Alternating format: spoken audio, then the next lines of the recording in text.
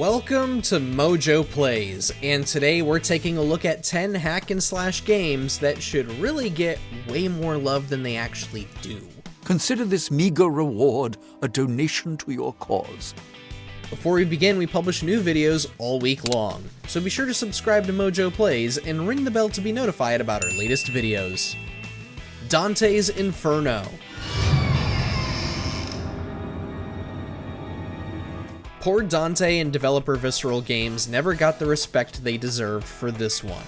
Upon release, Dante's Inferno was wildly dismissed by critics and players as being nothing more than a God of War clone. Look, we won't lie, there are definitely a lot of similarities between Dante and Kratos' respective outings. However, this is one of those few clone games that is still a ton of fun to play.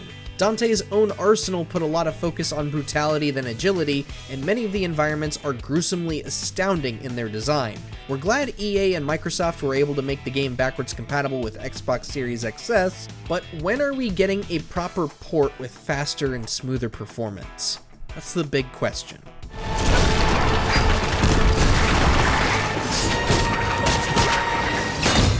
Deadpool. He said no! That was our chance to be in our own video game! Maybe we shouldn't have written the proposal in crayon. Relax. If you have ever wanted a superhero game with a comedic, bloodier edge, then we cannot stress how absurdly hilarious and violent Deadpool is.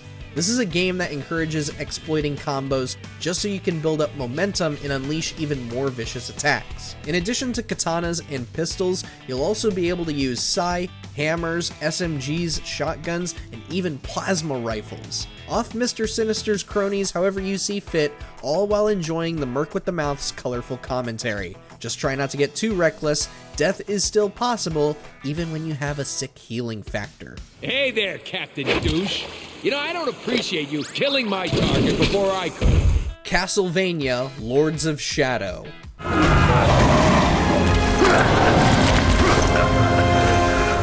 When talking about Castlevania, almost everyone immediately gravitates toward Symphony of the Night, Aria of Sorrow, or Order of Ecclesia. All great games, yes, but where's the love for Lords of Shadow?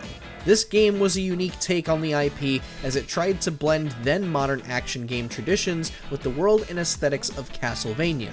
On top of that, it included some incredibly fun puzzles and enough enemy variety to challenge our skills with the combat cross. And holy hell, the combat cross feels so good to use. Just one or two combat encounters with it, and you won't want Lords of Shadow to end.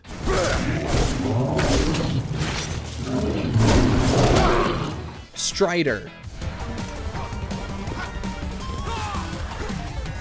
Kiryu Strider has been around since 1989, yet his 2014 reboot remains to be his best outing ever. Even though you don't get as many moves as other hack and slash games might give you, Strider still lets you go nuts with Strider's blades while keeping things tough, as one would expect from an action platformer born in the 80s. Plus, the enemy variety will keep you on your toes as you zip around areas trying to avoid their fire. That said, this is a game perfect for those wanting a hack and slash with a more retro feel to it. We only hope Capcom revisits this sometime soon with a brand new entry. Marlow Briggs and the Mask of Death.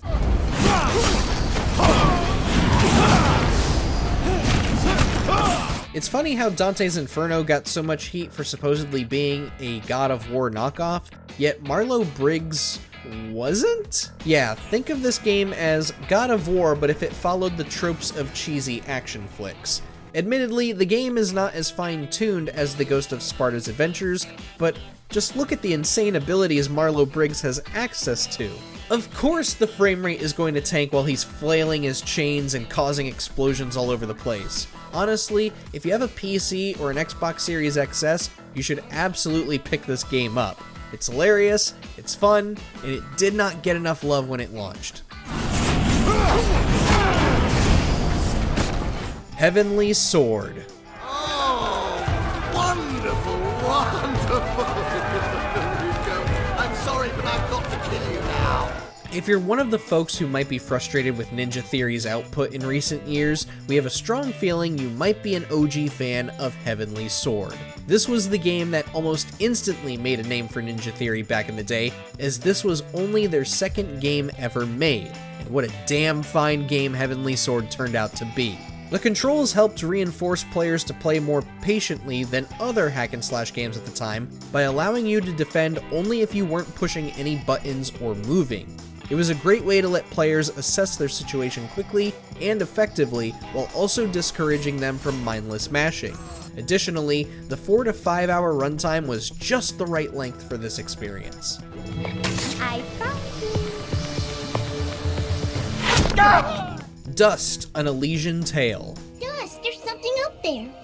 Not a problem at all. Stand back. Once upon a time, Dust, an Elysian Tail was one of the most revered games on the market. Towards the tail end of the Xbox 360 days, it felt like Dust was leading the charge for indie game development. Unfortunately, the game seems to have left people's minds these days, as it rarely ever gets talked about. Not only did the combat excel in maintaining a fast pace and giving the player various moves to execute, it looked exceptionally great throughout the entire game. While you can still buy and play the game on PC, Switch, PS4, and Xbox Series XS, developer Humble Hearts is sadly no more. I don't know why I said that.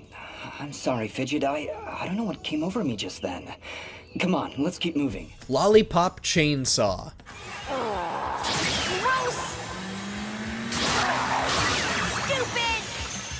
If there was any way to perfectly describe Lollipop Chainsaw, it's pure, unadulterated, dumb fun. While its attitude and visuals really lean into Suda51 and James Gunn's absurd sense of humor, Lollipop Chainsaw does offer more with its different types of attacks and combos.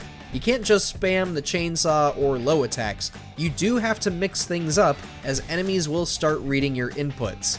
If this adventure of rainbows, sparkles, and zombie heads sounds like your cup of tea, then please, go and buy the remaster. It's great.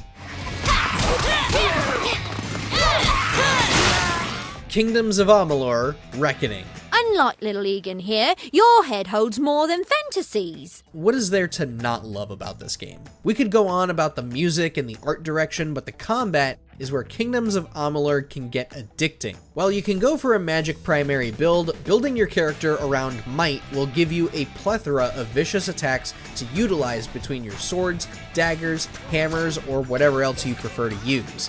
And once you gain access to fate abilities, it's all over for whoever crosses your path. It's a crime that this game didn't become something greater. At least we got the remaster.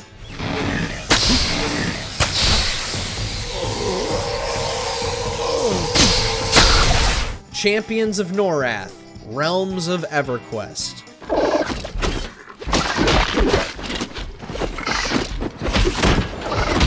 Of the early pioneers of hack-and-slash gameplay, the only one that is missing out on gaining a new audience is Champions of Norrath. This was one of the best games to grace the PS2, as it gave us the scope of a traditional RPG while giving us a great amount of combat scenarios to truly test our builds. It was everything you could ask for in a game, with the right amount of difficulty, an incredible number of quests to take on and dungeons to explore, and boss fights that felt epic every single time, even upon replay. Sadly, Champions of Norrath has been forever stranded on PlayStation 2, and we've been begging Sony for years, almost 20 years now. No, it has been 20 years. We've been begging for Sony to bring this to PS5 in some form.